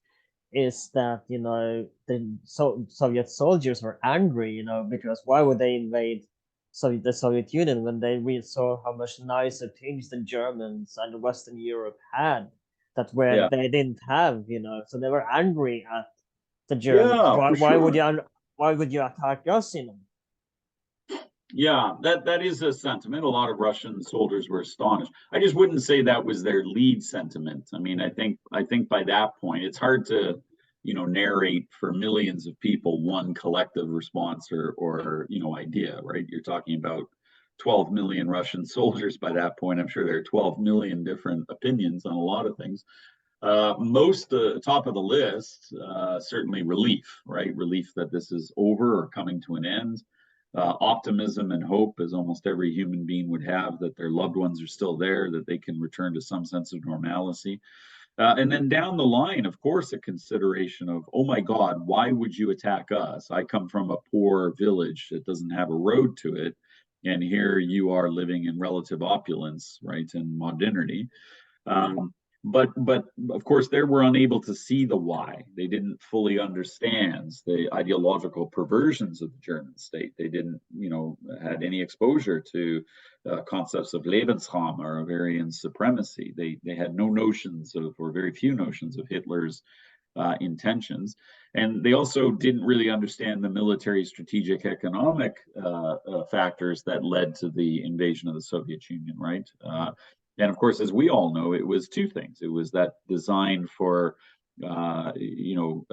conquest, imperial conquest, vast economic resources to turn the Soviet Union into basically a giant farm for the expansion of German people and for the Große Deutsch, the idea of a larger Germany, but also simultaneously a racial cleansing, right? A racial and ethnic cleansing. Annihilation So of the these entire guys, Slavic people. there you go. They and their enslavement or execution. So they couldn't have possibly known all of that. But yeah, there are accounts of Russian soldiers astonished, and it's usually vented out, of course, in the most violent of ways, right? And through rape and through summary executions and through pillaging, right? People stole stuff as much as they could, not just individual soldiers, but as I'm sure you know, the Red Army as a whole, right? One of the first things it does everywhere it sets up shop in Eastern Europe is to grab everything that's valuable, personal beholdings all the way to state infrastructure, because Stalin wants that to happen. He wants this to be a kind of repayment for the Russian war effort, economic and otherwise. And also, it's much needed in a state that has yes won the Second World War, but drained itself so sizably of all of its resources. So the responses in that frustration and question that you're asking is again the idea of a ruthless response. So we talked a lot about the Soviet side, and this is very much about the Soviet invasion of Berlin.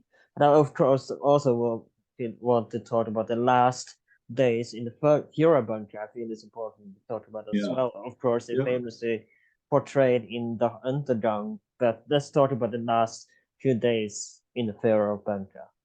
Yeah, I mean, sheer terror is the general description for Germans, not necessarily Hitler, but for the German people, because the reality is painfully obvious to them. That most of the Russian advance had been sanitized by virtue of propaganda until you get to the, Vistula Oda campaign, right, where the Russians pour in and make headlong, rapid gains across the two rivers and then sit outside of Berlin. And when that happens, certainly by April of 1945, everybody knows the end is nigh. Russians shell the city in such fashion that is hard to imagine. They're of course bombing it too. So most Berliners were terrified. There was mass number of refugees from German holdings in the east. It's chaos in so many different ways, and yet it's also this ridiculous picture, as movies like the Untergang show. There's also this bizarre, sort of tragic play that's going on where Hitler and the commanders still imagine that there are armies in the field, right? Yeah. Famously, he was commanding armies that basically didn't exist anymore, right? He's giving orders to Steiner's army, and Steiner has long given up the ghost. So there's that added tragic thing, that the sense of arrogance and superiority so deep in Germany that most people imagine some sort of heroic victory that the hand of God would deliver them. But most commanders were acutely aware that the end was coming very, very fast.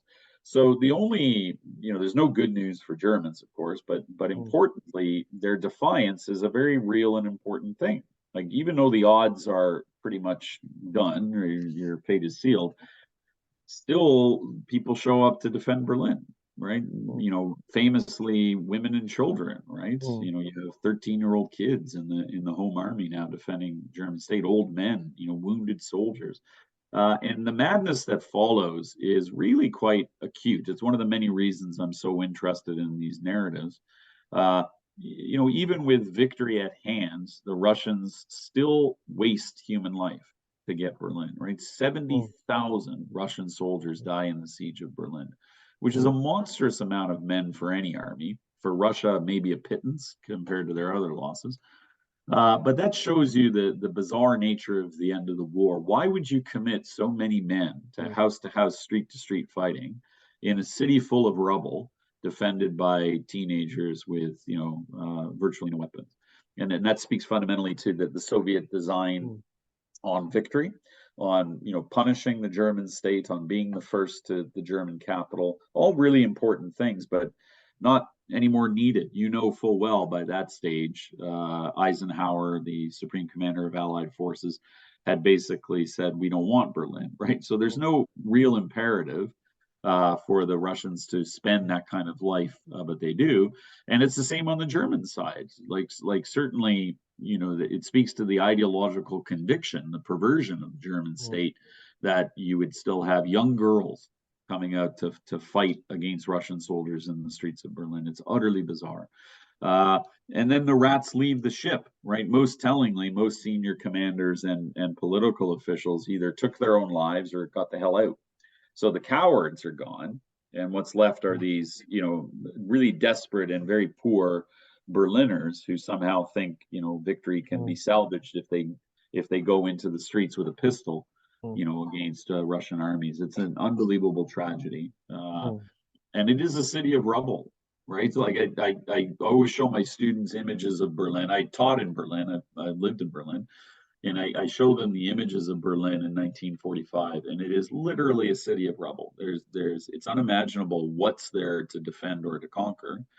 So yeah, in the bunker, of course, you have the architect of madness there, of doom, in Hitler, giving commands to fictitious armies, imagining a post-war German state, and then simultaneously in his drug-induced state of mind, imagining some sort of legacy out of this, but to the end, prepared to commit his people to death and destruction. Right? He had no respect for his own people. Famously, he allegedly, at least to survivors who recounted it, went on about how the German people brought this on themselves because they were inadequate. They didn't fight hard enough. They're not as superior as we thought. Utter sheer madness. So yeah, bullet in the head, and that's about the best fate that he could have possibly imagined. Because of course, if the Russians had got him, it would have been a much crueler fate than that. But not before he condemned even more people to the grave. Right, this is what you get as a ruthless dictator. Harrowing moments and well documented in a lot of cases. I hope you're not going to ask me about conspiracy stuff, whether or not it's actually I'm Hitler. tempted to, but Yeah, I'm I gonna leave don't it think be.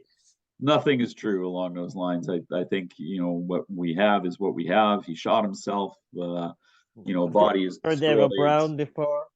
They have a Brahm, their dog, the whole 9 yards.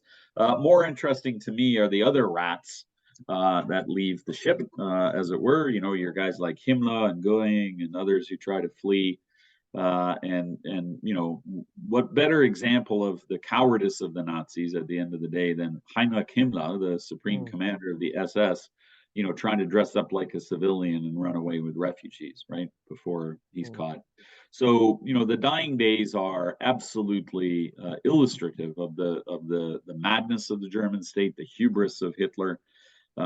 And of course, the price that the Soviets are still prepared, the vengeance, the hatred.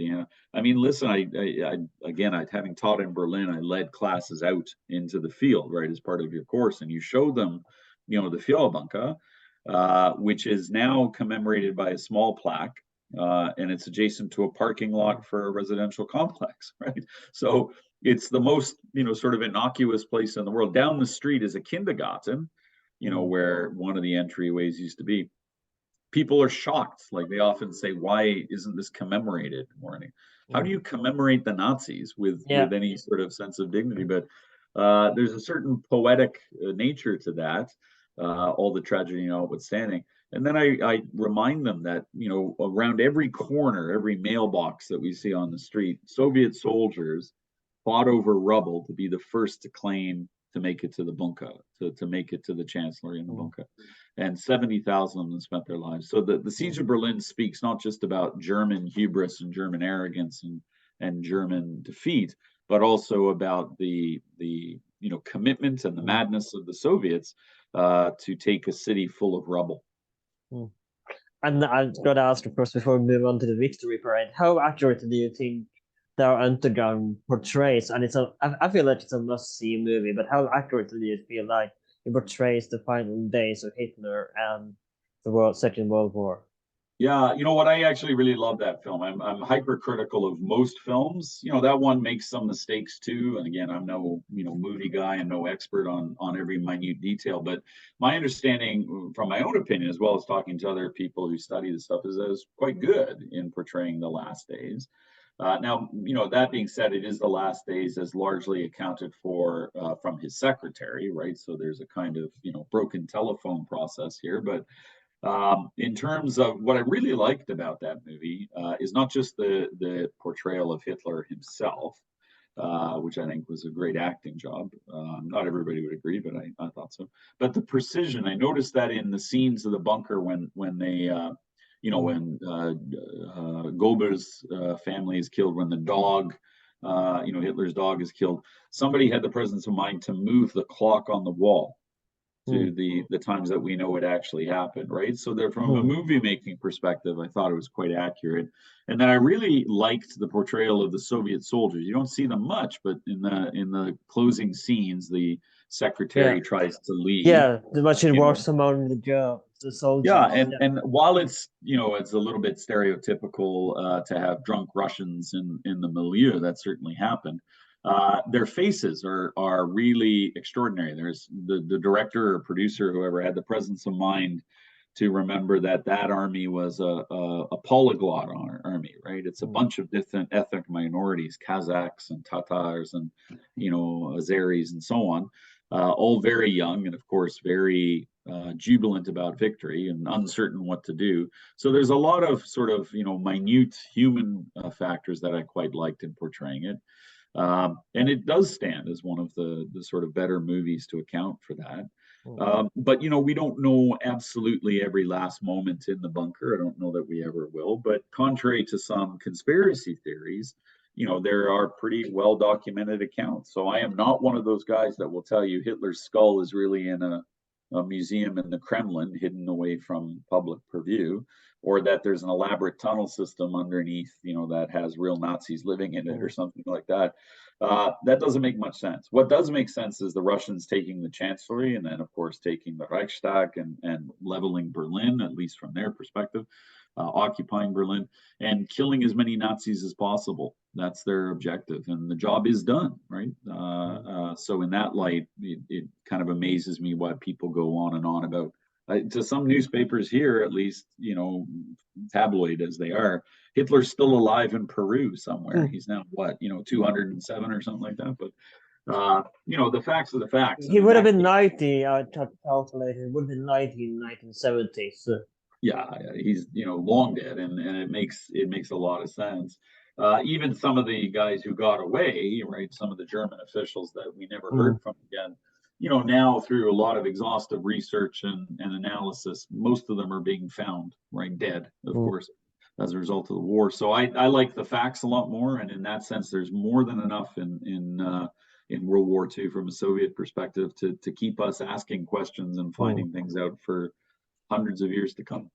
And of course, let's talk about the infamous victory parade that was arranged after. We don't have time to go into the Nuremberg trials or anything like that today, unfortunately, but we are going to skip directly to the victory parade in Moscow. And it's actually available on YouTube to watch. And after this episode, you should absolutely watch it on YouTube. It's a fascinating piece of film. And Yeah, so let's talk about when I don't believe it was Suko who was riding the horse. Was it the joke? It was raining that day as well. So let's talk yeah. about the victory parade at the Yeah, end. well, it's legendary, right? There is the main victory parade, and of course there are a lot of smaller ones, right, which don't capture as much attention. And it's massive, right? Mm, It's sort of it's a shadow of the war itself. This massive enterprise. It's artful in a lot of ways. It's exhaustive in representing all the different units and the different services and the role of women. There's a couple of exceptions, right, for people that aren't allowed to partake. Partisans are not terribly well, documented for political reasons. Some other groups are also omitted. But this is really a triumph, for Joseph Stalin, a man who had in effect lost the war, now gets to preside. And it is extremely important for the Soviet Union because of the sacrifice, keeping in mind, of course, that the full dimensions of its sacrifice were not known to its own people yet, let alone to the outside world.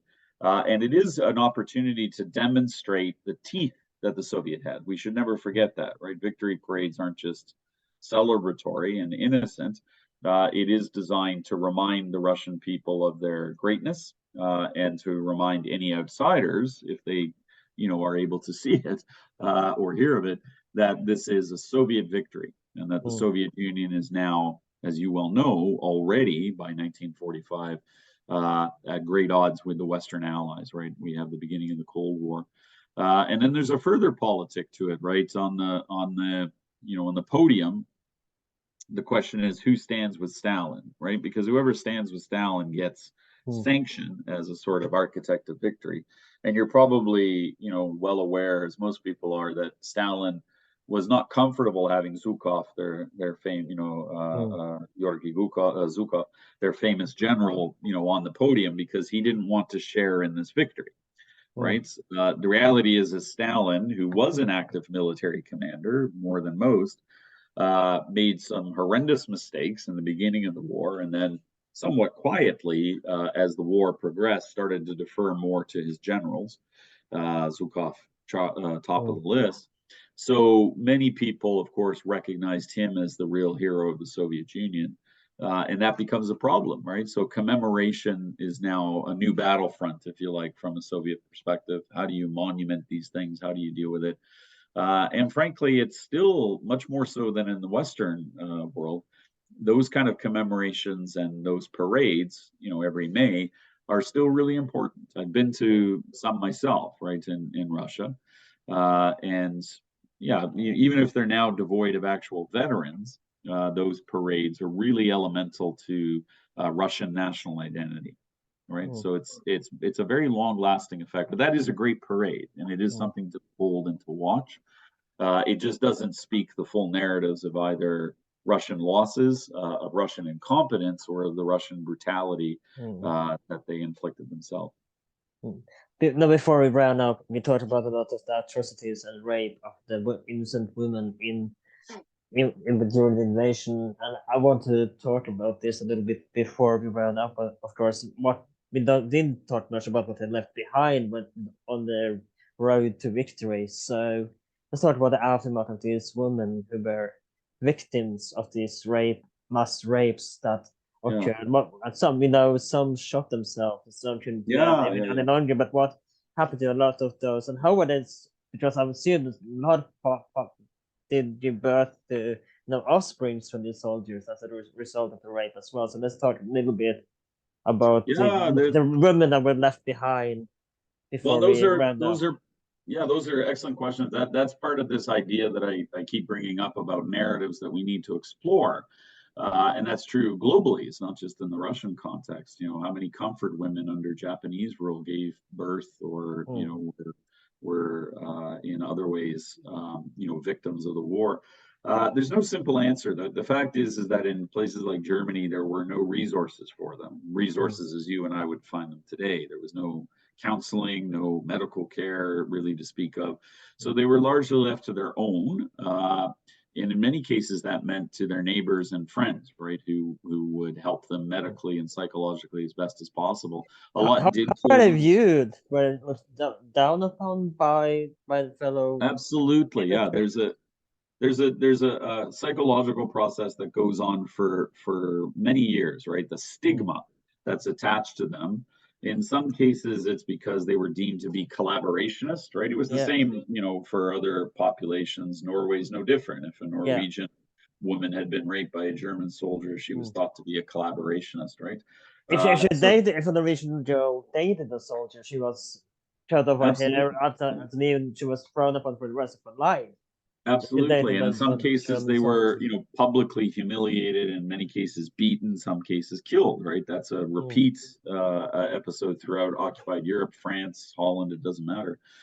In this particular case, in the devastation of Germany, there's really no resources for them. So they're highly dependent upon their own circle of friends. Some killed themselves, you're absolutely right. Others just pretended like it didn't happen. So they mm, tried to blend back into a state of normalcy.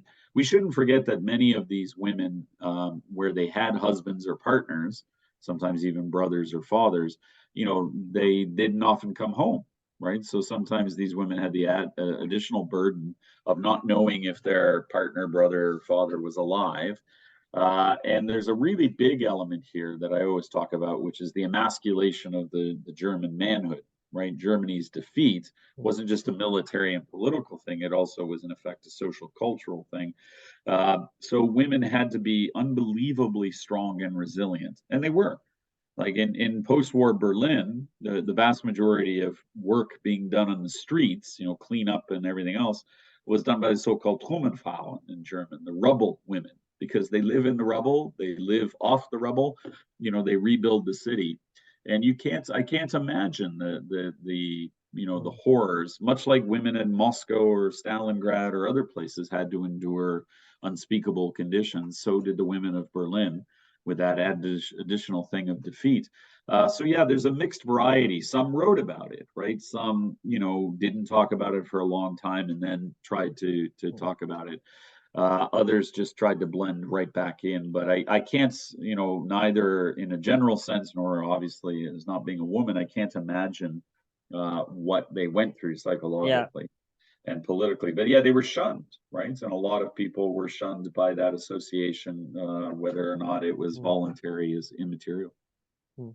I think it was rather dim point of view dim part to round it up, but I think we're gonna end this here. There's so much more we could have discussed on this topic. I'm sure I will revisit it sometime in the future as well. Sure. But before we go, do you have anything you want to promote? Any social media where people might find you if they want to know more? Any books you want to share with us? That links in the description that you wanted to share. Yeah. Do I want to share anything? Is that what you're Yeah, asking me? that's Sure. Well, what. they can listen. They're always. I'm always open. My email is out there. You can. I think. Well, you have it. You can Mm, post it.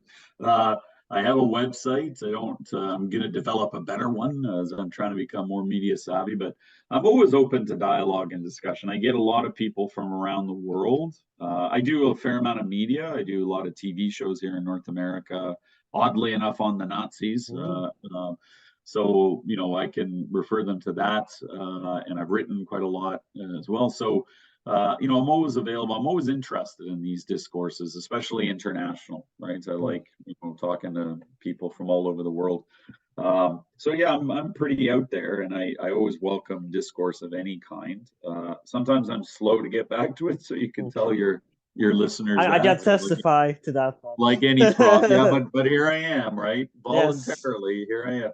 So sooner or later, but I like it. I get a lot of. I had somebody a couple of weeks ago from France Mm. email me about some personal possessions they had from Hermann Goering, right? That they're Oh. presumably got. So it's a curious mix of things. I get a lot of academic questions. I get a lot from students around the world, and for the most part, I'm very happy to engage in discourse anytime on this topic or others. And the only thing I'd say is that listen, this is the time more than any other time. As the world is in war and a war that is largely orchestrated by Russia, this is the time that we should start exploring these histories even more than before, because Mm. there's a lot of historical elements Absolutely. in this madness. So, stuff like this that you're doing is great. I wish we did this a lot more often. Mm. Thank you so much for coming on, Arne. It's My been a pleasure. pleasure. And Thank before you. this has been well that H12, we are available on Spotify, Apple Podcasts, YouTube, wherever you can find podcasts. If you want the other time, please consider writing a little review on Apple or iTunes. That would help us out. You check us out on social media on Twitter and Instagram, and with that H12. My name is Alan. Please like, share, and subscribe. And I'll see you next time.